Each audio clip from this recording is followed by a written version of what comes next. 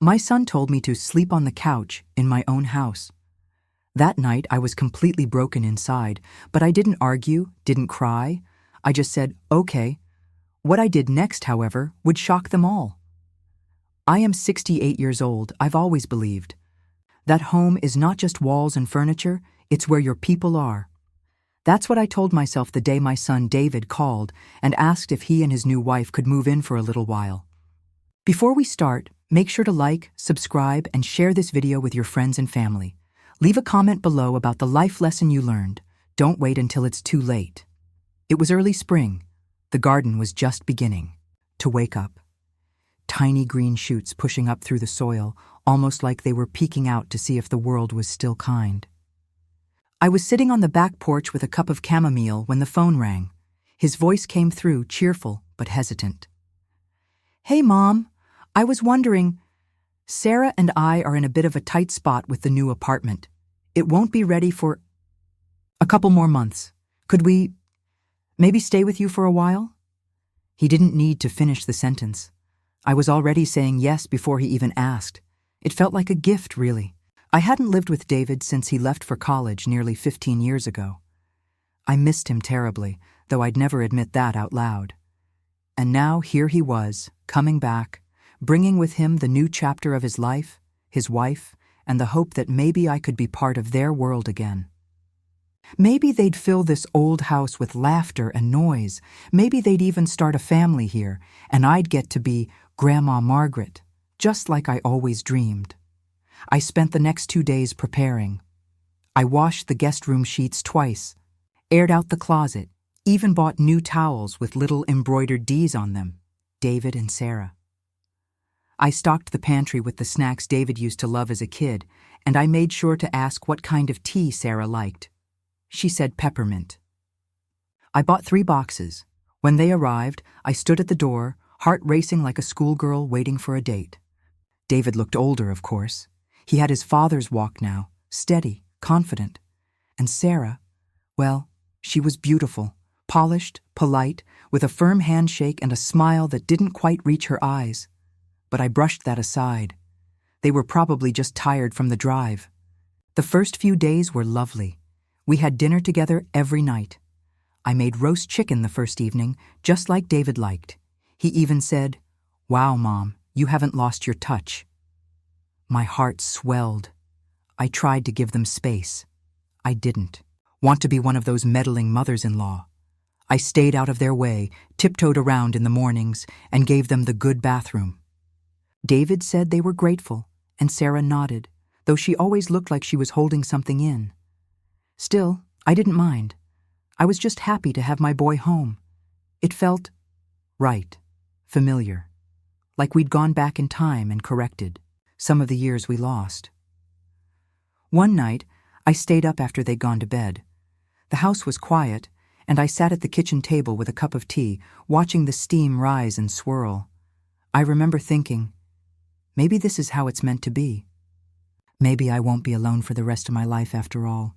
But love, especially the kind between mother and child, can be tricky. You give and give, thinking you're building something stronger, something unbreakable. But sometimes you're just giving away the very pieces of yourself that kept you whole. And the thing is, you don't notice it at first. It starts small. A comment here, a change there, a drawer moved, a curtain replaced. It doesn't feel like much, not when you love them, not when you've carried them inside you, then rocked them to sleep every night for years. That first week, I was just a mother, thrilled to have her son back under her roof. I didn't see the signs. I didn't feel the shift. I was still holding on to the version of David who used to crawl into my bed during thunderstorms and whisper, "Don't worry, Mama, I'll protect you." If only I'd known how soon those roles would reverse. But in those early days, before the cracks showed, I believed, truly, that opening my door was opening my heart. I thought I was being a good mother, a loving one. It never even occurred to me that someday soon I'd be sleeping on the couch, in my own house. I used to think heartbreak came in one big wave, something loud, something sharp. But that's not how it really happens, at least not at my age. No, it comes in whispers, in the tiniest of things. It started with the curtains. I'd had the same floral drapes in the living room for nearly 20 years, soft blue with little yellow blossoms. My late husband, Henry, picked them out the year after we bought the house. Said they reminded him of the way I looked in my favorite summer dress. I never replaced them because, in a way, they reminded me of him. They were part of the soul of the house. Then one morning, I came downstairs and they were gone. Just like that. Replaced with gray ones. Modern, sterile, cold. I blinked, thinking. Maybe I was still half asleep. Sarah was in the kitchen, stirring oat milk into her coffee. "Oh, you noticed," she said, smiling. "The old ones felt a bit outdated. These brighten up the space, don't you think?" Brighten? No, they drained it. But I said nothing, just nodded and smiled. I told myself it wasn't worth making a fuss. After all, they were just curtains, right? Next came the coffee pot, then the rug, then the bookshelf. Piece by piece, the things that made this house mine, ours, were disappearing. I didn't even recognize my own living room by the end of that second week. David didn't say much about the changes. He just went along with whatever Sarah suggested, like a man trying to keep the peace. I understood that. Marriage is a compromise. I just didn't expect the compromise to be me. Then came the rules. "We're trying to cut back on fried food," Sarah said one evening after I made chicken schnitzel for dinner. "It's just not part of our health plan." She smiled politely. David added something about cholesterol. I looked down at my plate, the one meal I knew my son had loved since he was 5, and suddenly I wasn't hungry anymore. So the next night, I made steamed vegetables and quinoa. No seasoning, just how Sarah liked it. She didn't say thank you, but she did finish her plate. It wasn't just the food, it was the quiet suggestions, like not using the TV in the morning because it messed with their meditation routine, or asking if I could keep my phone on silent because the notifications were a bit distracting during work hours. And then, the most painful of all, Sarah casually mentioning that maybe I should consider joining a senior center during the day. "It might give you something to do," she said. Something to do? I raised 3 kids, worked part-time for 20 bayons. Years cared for my husband through chemo, buried him with my own 2 hands, and somehow I still managed to get up every morning and tend a garden the size of a tennis court. And now I needed something to do? But again, I said nothing. Just smiled, just nodded. I've always believed in picking my battles. I just didn't realize I'd have to start choosing them inside my own home. By the 3rd week, I felt like a guest. No, an inconvenience. I began to tiptoe in my own hallway. I stopped watching my morning shows. I started eating my meals in the sunroom, alone, with a tray balanced on my lap like some invisible tenant. And the worst part? David. Didn't notice. Or maybe he did, and chose not to say anything. He was always so busy with work calls, meetings, errands. And Sarah, well, she kept her distance. When she wasn't working, she was on her phone or taking long walks by herself. The only time she addressed me directly was to correct, suggest, or offer a better way to do something. I tried to remind myself that this was temporary, that they were young and stressed, that maybe I was being too sensitive. I prayed on it. I journaled. I even called my sister one evening and told her everything. "You're not being sensitive," she said flatly. "You're being erased." That word stuck with me. Erased. That's how it felt. Like I was slowly being rubbed out of the very life I had built. Like the house was no longer mine, but some Airbnb where I was the unpaid help. And the funny thing is, I still held on to hope. I thought, they'll come around. They'll see me. They'll remember who I am. But instead, it only got worse. And soon enough, David would say something that would shatter the last piece of me I'd been trying so hard to protect. He would tell me to sleep on the couch, in my own house. But that part of the story comes later. For now, I want you to understand this. Disrespect doesn't always arrive shouting. Sometimes it slips in quietly, disguised as suggestions, wrapped in politeness, and by the time you realize what it is, you're already halfway erased. It's strange how clearly you can hear things when you're not meant to. Our home, my home, was never built for secrets. The walls are thin, not poorly made, just honest. Henry and I used to whisper late into the night, and I swear the house used to lean in and listen like an old friend. But now, those same walls carried whispers that weren't meant to comfort me. It was a Tuesday. I remember because it was laundry day, and I'd just finished folding towels and putting away a pile of clean sheets. I was walking down the hallway to return the fitted sheet to the linen closet, just around the corner from the guest room, when I heard them talking. Sarah's voice was sharp, not shouting, but clear enough. "I can't take this anymore, David. It's like living in a time capsule. Everything smells like mothballs and sadness." David chuckled, low and tired. "It's not forever, babe. Just a few more weeks." "I know, but she's always here, always listening, always hovering. She doesn't even knock before walking into a room. It's like boundaries don't exist in her generation." I stood frozen, like a statue, made of shame and confusion. I hadn't meant to eavesdrop. I swear I didn't. But something in me couldn't move. David sighed. "She means well. It's just how she is." Sarah snorted. "Well, how she is outdated and exhausting." The fitted sheet slipped from my hand, landing softly on the carpet. I didn't bother picking it up. I walked away quietly, heart pounding like I'd just run a mile. I went to the kitchen, sat at the table, and stared at the place where the cookie jar used to be. Another item Sarah had quietly replaced. Now there was some modern ceramic container labeled "Snacks" in block letters. It was always empty. I didn't cry. Not right away. Instead, I made myself a cup of tea. Chamomile, the kind I always keep for nights when my heart aches. I sat, in the same chair I've sat in for years, and felt something inside me shift. I tried to be fair.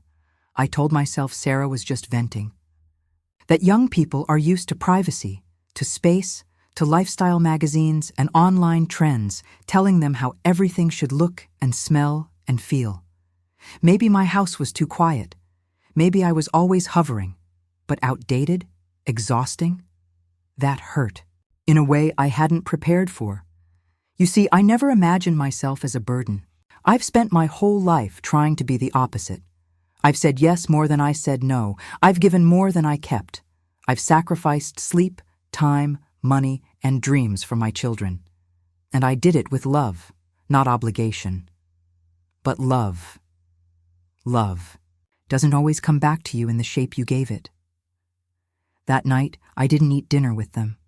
I told them I had a headache. David barely looked up from his phone. Sarah mumbled something about rest. I sat in the sunroom again, watching the garden lights flicker on one by one. Henry installed those lights himself, said they made the garden look like a little piece of heaven. I missed him more than ever that night. He wouldn't have let them talk to me that way. Or if they did, he'd have said something, kind but firm. Henry believed in kindness, but never at the cost of dignity. Later that evening, I heard laughter from the guest room. A TV show, probably. Something light and fast and modern. I couldn't understand a word of it. I sat in the dark, and finally, the tears came.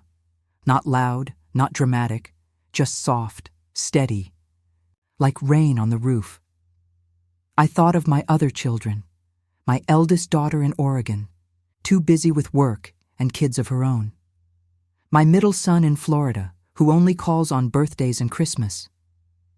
I thought of how long it had been since someone had asked me how I was doing, and I thought, for the first time in a long while, what am I still doing here? I realized something important that night, something painful but necessary. Love without respect is like a beautiful vase with a hairline crack. It might sit on the shelf, admired and untouched, but eventually, it breaks. And I was breaking. Quietly, gently. Like a mother who had given too much for too long and forgotten what it meant to be seen. So I began to pay attention, to really listen, to watch how they moved around the house, how they claimed more and more of it each day while I tried to take up less and less space. I didn't say a word, not yet, but deep inside, the seed had been planted, not of revenge, not of anger, of clarity. Because sometimes it takes hearing the truth behind closed doors to finally open your own. They say a single sentence can change the course of a life. I never believed that until the night my son, my own flesh and blood, looked me in the eyes and told me to sleep on the couch, in my own house. It was a Friday evening. I remember the smell of rain lingering in the air and the wind tapping gently against the window panes like an old friend trying to get in. I had just come back from the grocery store, alone, as always. I had carried 6 bags up the front steps without a single offer of help. My back ached, but I didn't say a word. I just put the kettle on and started unpacking. That night, Sarah and David had some friends over. Colleagues, I think. Young, successful, loud. They filled the living room with laughter and the smell of something foreign and expensive, takeout maybe. I stayed in the kitchen, giving them space. That's what I'd become good at, disappearing quietly. It got late, almost midnight.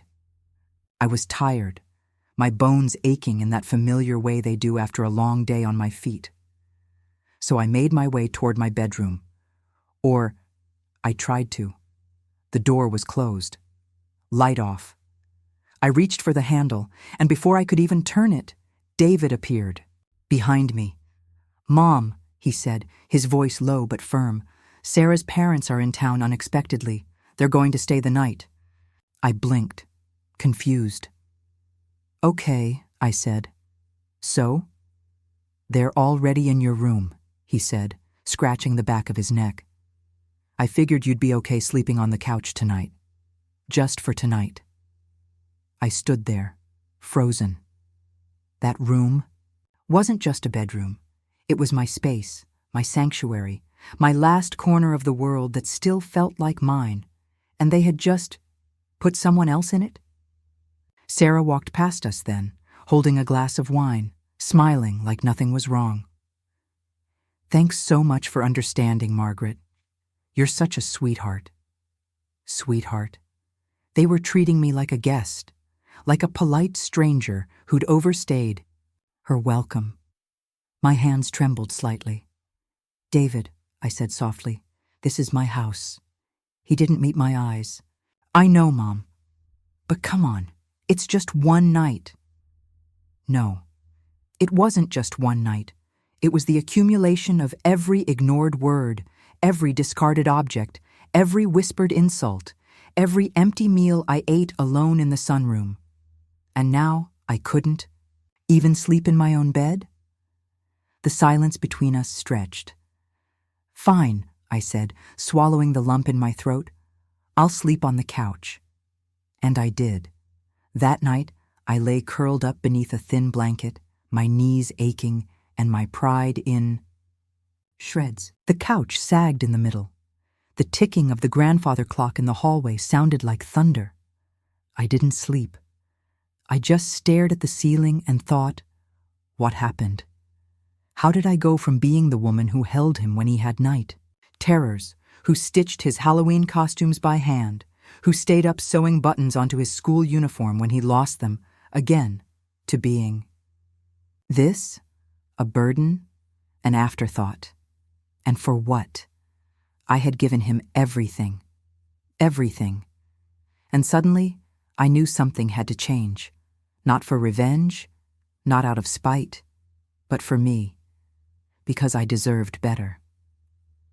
The next morning, Sarah and David were buzzing around, getting ready for a weekend trip. Something about a vineyard, a little getaway. "You'll have the house to yourself," Sarah said cheerfully, sipping her coffee like nothing had happened. "You can relax." I nodded, smiled, waved goodbye, and when they pulled out of the driveway with their fancy luggage and their matching sunglasses, I didn't cry. I stood in the middle of the house I had built, room by room, memory by memory, and I breathed in deeply. And I knew, without a shadow of a doubt, what I was going to do. Because sometimes the only way to reclaim your dignity is to stop waiting for people to respect you and start respecting yourself. So while they were off sipping wine and posting pictures, I made a few phone calls to a realtor, to my lawyer, to my daughter in Oregon. And that was the beginning of the end. The end of me being small. The end of pretending I didn't feel the sting. The end of shrinking myself to fit into corners of a home I had built with my own 2 hands. After David and Sarah left that morning, the house fell quiet. Not peaceful, just empty. Like a museum after hours, all the life drained out, with only shadows left behind. I stood in the middle of the kitchen, the sunlight stretching through, the windows like long fingers.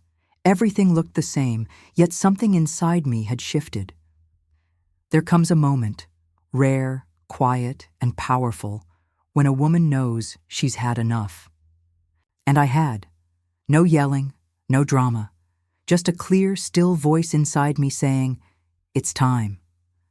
For years I thought keeping the family together meant holding still, staying, tolerating, making myself small, humble, easy.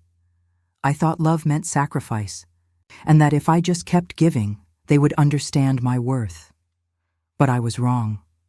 I picked up the phone and called Mr. Graham, the real estate agent Henry and I had worked with when we bought the house decades ago. He'd retired, but his son took over the business. Within an hour, I had an appointment scheduled. I walked through the house slowly that afternoon, taking in every corner. I ran my hands along the oak banister Henry sanded himself, looked at the dent in the wall from when David kicked a ball inside the house and broke the vase. I'd kept the vase's base all these years. I opened drawers, cabinets, closets, not because I was packing, yet, but because I was remembering. This wasn't just a house, it was a memory bank, a diary in wood and brick. But memories can't keep you warm when you're sleeping on a couch in your own home. That night, I made myself a proper dinner for the first time in months. Roast chicken, mashed potatoes, peas, and my favorite lemon cake. I set the table with the good dishes. Just for me. I didn't need a holiday or guests or a reason. I was the reason. After dinner, I sat in the sunroom with my tea. I didn't cry. Not this time. I just sat in the soft hush of the evening and started making a list of everything I wanted to take with me, and a list of what I would leave behind. On Monday, the realtor came by. Young man, polite, sharp suit. He walked through the house, complimenting the space, the layout, the natural light. I could tell he was surprised by how well I'd maintained it. He asked, "Is there a timeline you're aiming for?" "Yes," I said, "before the weekend, if possible." He blinked. "That fast?" "Yes, I don't want to waste time." He nodded. "We can do that." I could tell he didn't quite understand why I was in such a hurry. But that didn't matter. This wasn't about money or even moving on. It was about reclaiming my place in the world. About no longer standing in the shadows of people I had raised to be giants while I shrunk into the furniture. I called my daughter, Anna, in Oregon that afternoon. Her voice lit up when she heard, "Mine? Mom, is everything okay?" I told her the truth, most of it. I told her I was selling the house, that I needed a fresh start, that I might come stay with her for a while, or maybe rent a small place nearby. She didn't question it, just said, "Whatever you need, Mom, I've got you." And just like that, I remembered what it felt like to be cared for. By Wednesday, the house was listed. By Friday, it was sold. Cash offer. Too good to pass up. The buyers loved the neighborhood, the garden, the vintage details.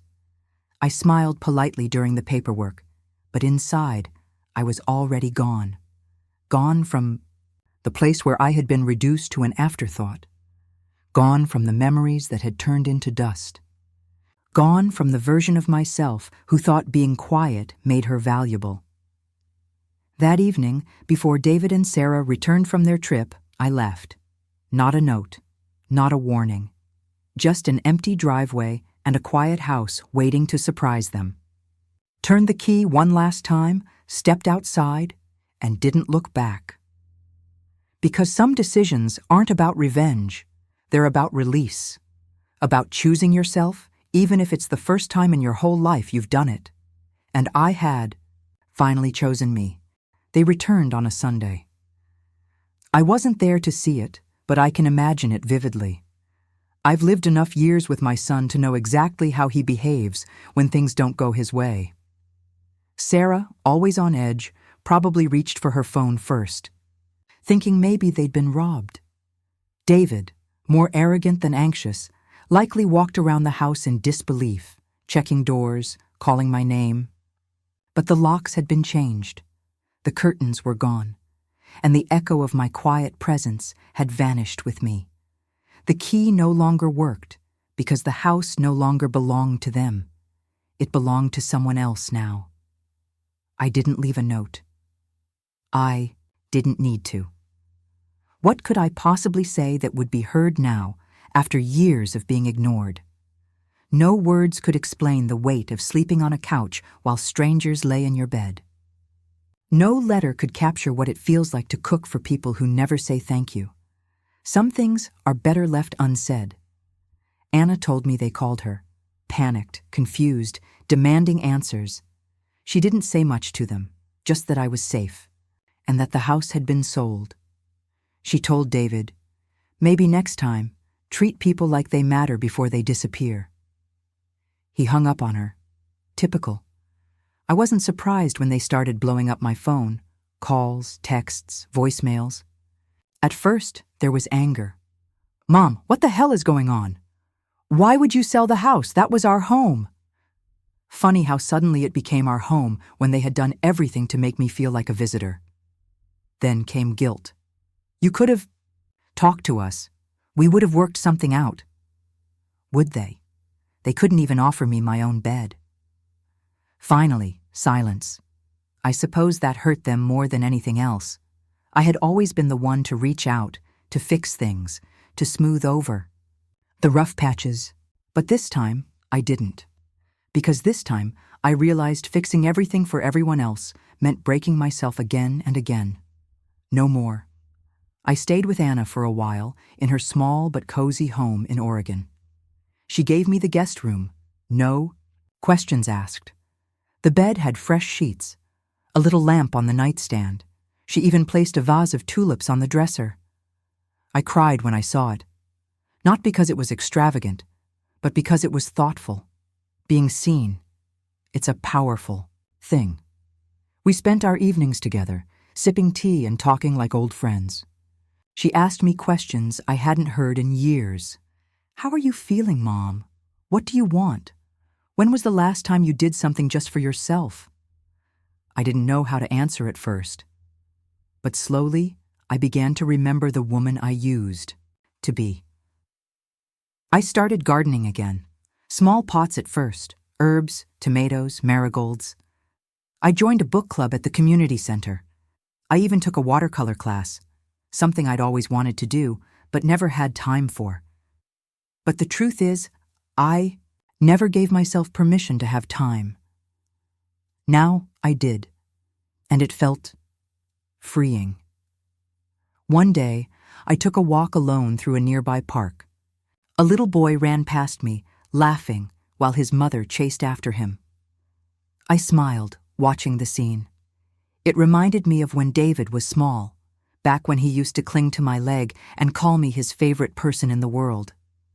Back when I still mattered, But I didn't feel bitter, just at peace.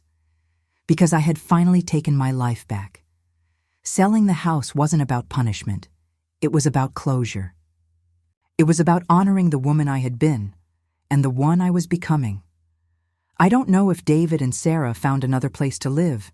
Maybe they stayed in a hotel for a while. Maybe they called friends or family. It's not that I don't care. It's just that for once, their comfort wasn't my responsibility. And for the first time in years, I could breathe. For most of my life, guilt was like a second skin. I wore it in silence, through years of motherhood, marriage, and all the unspoken sacrifices in between. It was there when I said no to things I wanted, when I swallowed my feelings to keep the peace, and when I cleaned messes, physical and emotional, that weren't mine to begin with. Guilt whispered, "Don't make them uncomfortable." Guilt warned, "They'll think you're selfish."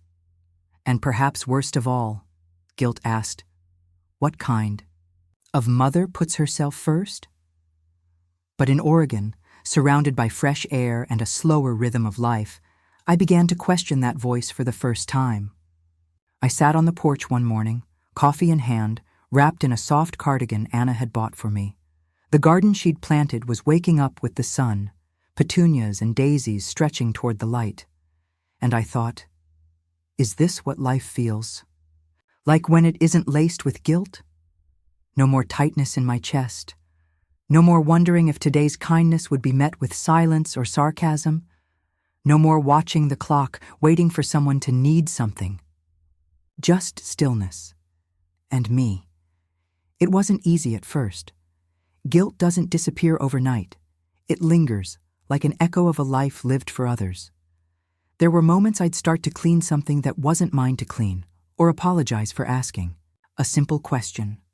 Old habits. Anna would gently place a hand over mine and say, "Mom, you don't have to do that anymore." She didn't mean chores. She meant shrinking. I was learning how to take up space again. I began writing in a journal, something I hadn't done since I was a teenager. At first, the pages filled with small things, what I ate, the weather, a memory from the past. But over time, deeper thoughts began to spill out. Feelings I hadn't voiced in years, regrets, dreams, resentments I hadn't dared name before. Writing them down didn't make them disappear, but it helped me set them down. And in doing so, I found room for new things: laughter, curiosity, even excitement. One afternoon, I went into town alone and wandered into a little cafe. The woman behind the counter greeted me with a warm smile and said, "Take your time, sweetheart." I sat by the window with a slice of pie and a book, and for the first time in decades, I felt no pressure to rush. I wasn't waiting for someone. No one was waiting on me. I was simply existing, and it was enough. Back in Chicago, I would have felt guilty spending money on myself. I'd worry someone might need me or that I was being wasteful. But here, I understood something that took me far too long to learn. You are allowed to care for yourself, not after everyone else has been taken care of, not as a reward, not when it's convenient for others. You're allowed now. Always. When I told Anna I was thinking of getting my own place nearby, she smiled and hugged me. "Only if you promise to come over for dinner twice a week," she joked. We both laughed, and I felt the warmth in her voice. It wasn't like David's, tinged with obligation. This was love freely given. It reminded me of who I used to be, and of who I was becoming. I found a little cottage not far from Anna's. 1 bedroom, a sunny kitchen, a quiet porch. It needed some updates, but I saw potential. The kind of place where I could grow tomatoes, hang my wind chimes, and listen to the rain without anyone asking me to move over or be quiet. I signed the papers without hesitation. No guilt, no second guessing. Just a deep breath and a full heart. Some days I still think about David, not with anger anymore, but with a kind of sorrow. I wonder if he ever really saw me, not as his mother, not as the woman who kept his life stitched together for years, but as a person.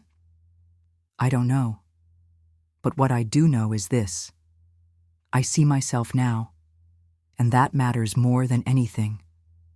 I used to think loving others meant giving until you had nothing left.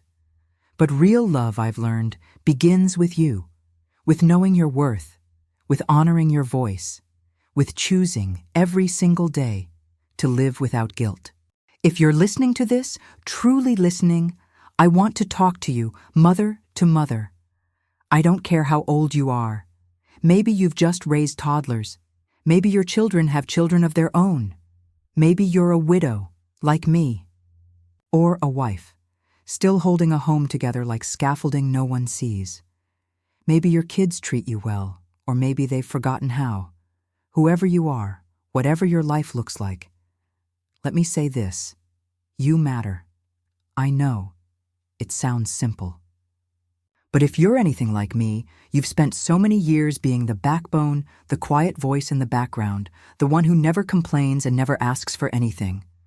You've convinced yourself that being exhausted is part of love, that being overlooked is a compliment, proof that you've done your job so well, no one even notices how much you carry. Let me tell you something. I wish someone told me years. Ego. That's not strength. That's erasure. And we weren't born to disappear behind the lives we built for others. I loved being a mother. I still do. But somewhere along the way, I forgot that I was also a woman, a dreamer, a person who once danced, barefoot in the kitchen, read books late into the night, and had opinions that weren't always polite, and didn't need to be. Somewhere along the way, I stopped being Margaret and just became Mom. And when they no longer needed Mom, at least not the way they used to, I was left standing in the middle of my own life, not sure what to do with the quiet. So I did what many of us do. I stayed. I smiled. I told myself, this is just how things are. Until the day my own son told me to sleep on the couch in my own home.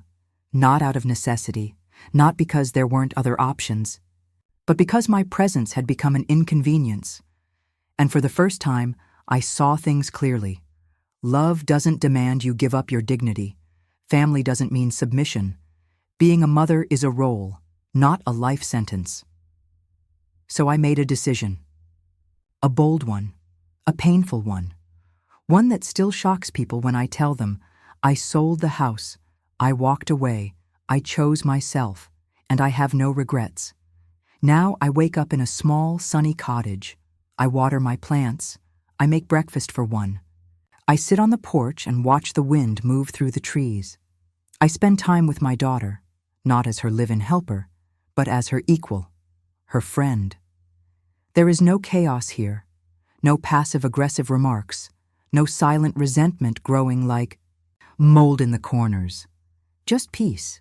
So if you're listening and you're tired, if you've been told that putting yourself first is selfish, if you've been living in the shadows of people you raised, hear me now. You are allowed to want more kindness, more respect, more rest, more love that goes both ways. You are allowed to say, no, this isn't okay. You are allowed to make bold decisions, even if they upset people, especially if they upset the ones who've built comfort on your silence. I used to believe a good mother gave everything. Now I know. A whole mother gives from her fullness, not her depletion. So take that trip. Read that book. Get the cottage. Change the locks if you must. Reclaim your name, not just Mom or Grandma or Honey, but you. Because one day they might thank you, or they might not. But either way, you'll be free. And let me tell you, after a lifetime of service, that freedom tastes sweet. This is your life too, my dear. Don't wait for someone to hand it back. Stand up. Take it. You've earned every bit of it. Margaret.